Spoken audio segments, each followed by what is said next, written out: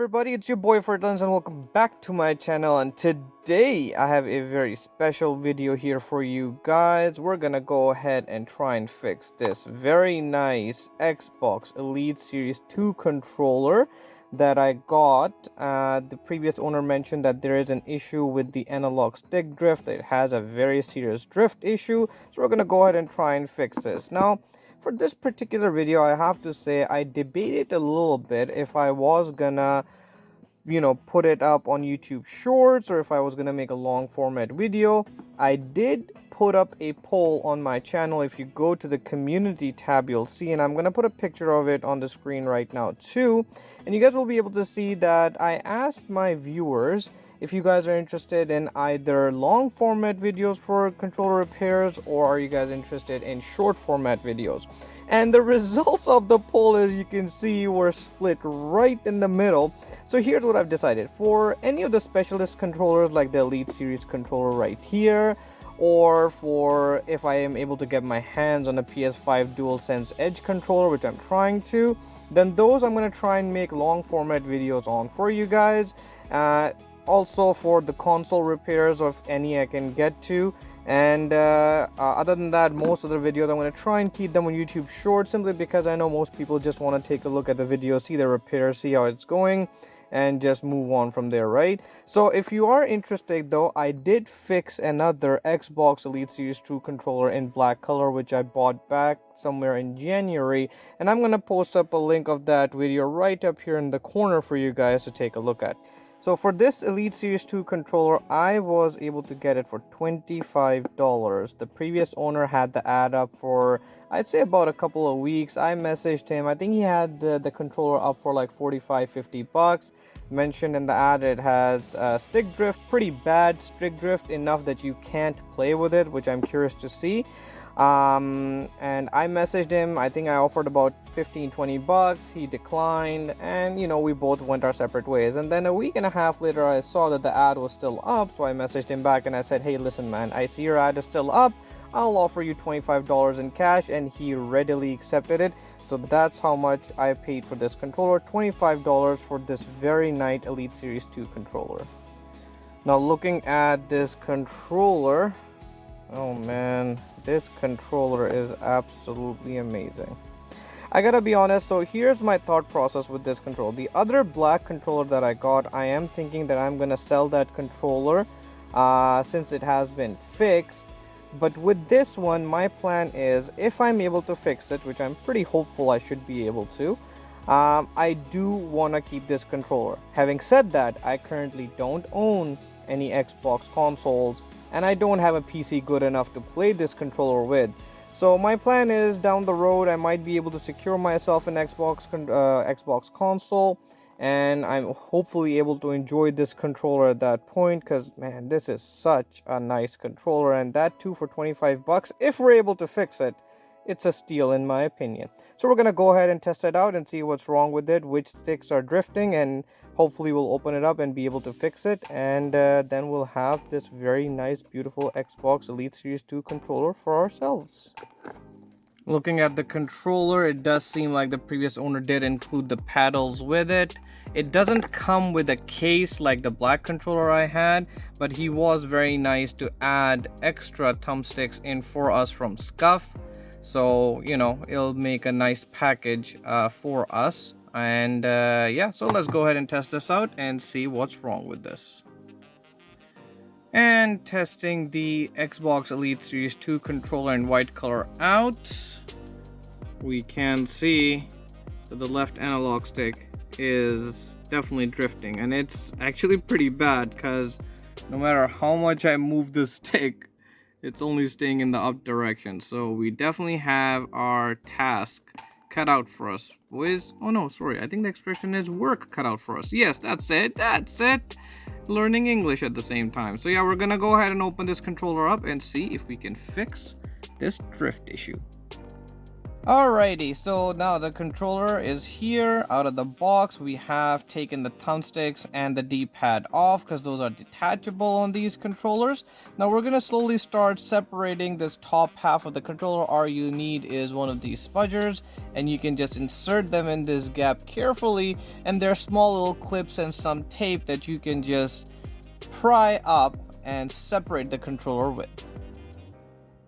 So with the top half taken off at this point, you're looking at the controller at this stage. So a couple of things that we need to do here. So we need to remove these covers for the analog stick.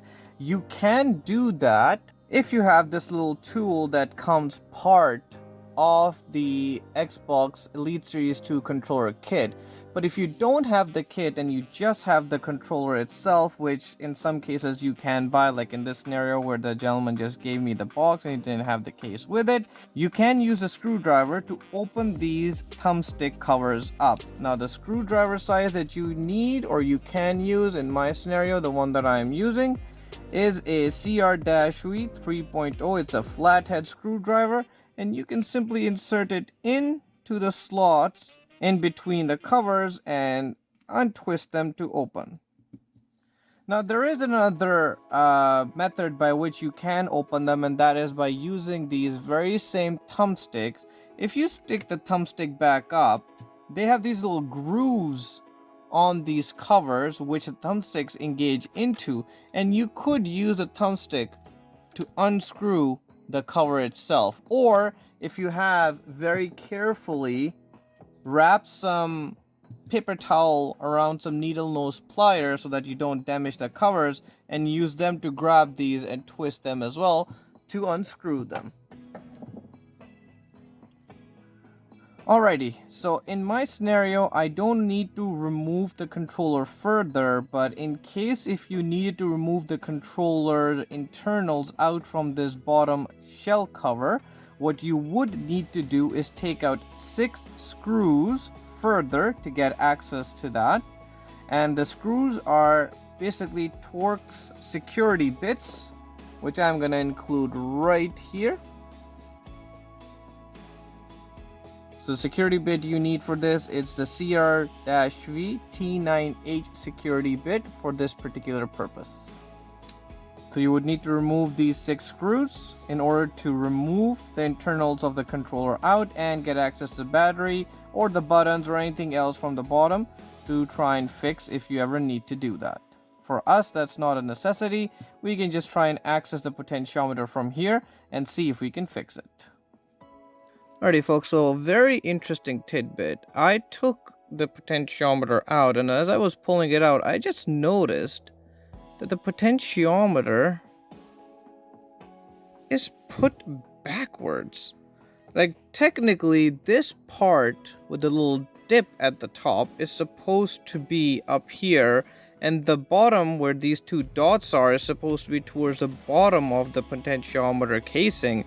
And this was actually put in incorrectly. So I wonder if the previous owner tried to open up the potentiometer to clean it up to fix the drift issue and put it in incorrectly, and that's what's causing like the weird drift where it wouldn't even let us shift in any direction, or if it was already put in from this from the factory.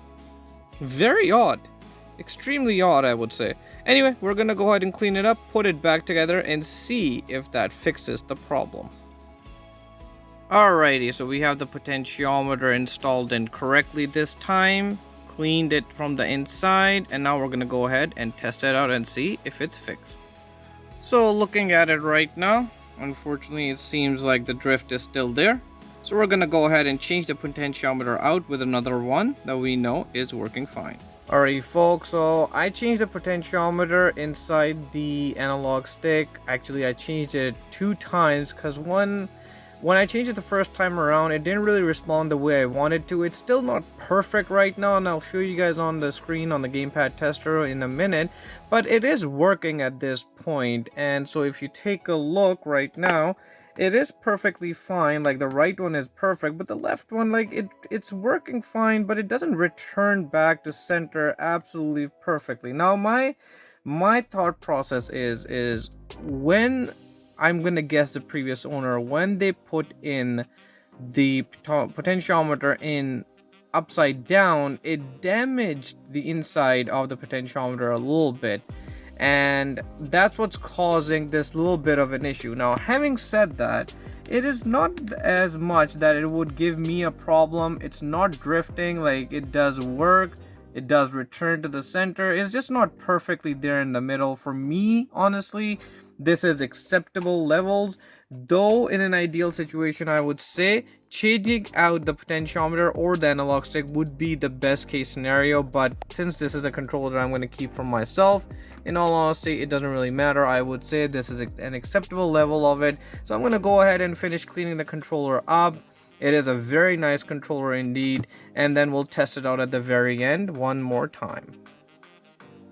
Alrighty folks, with the cover back on, it's funny how after installing the cover I noticed that somehow surprisingly it is actually doing a lot better. Maybe the cover provides some sort of stability to it. Now there's still an issue with it, like it won't go dead center if you guys notice, but it will come back, snap back into position, and honestly that is good enough for me. So we have this amazing Xbox Series 2 controller now completely fixed, so we are happy with that for sure. So guys, if you like the content that you see and you want to see more detailed videos like this, I would ask that please subscribe to the channel, and I will see you guys next time. Take care guys. Bye. Funny thing, when I was going through the settings of seeing how I could turn on the back paddles and test them out as well, I started pressing this mode button, and it's funny how the controller changes colors too, which is absolutely fantastic, I would say. Man, do we need any more reasons to love this controller, I would say.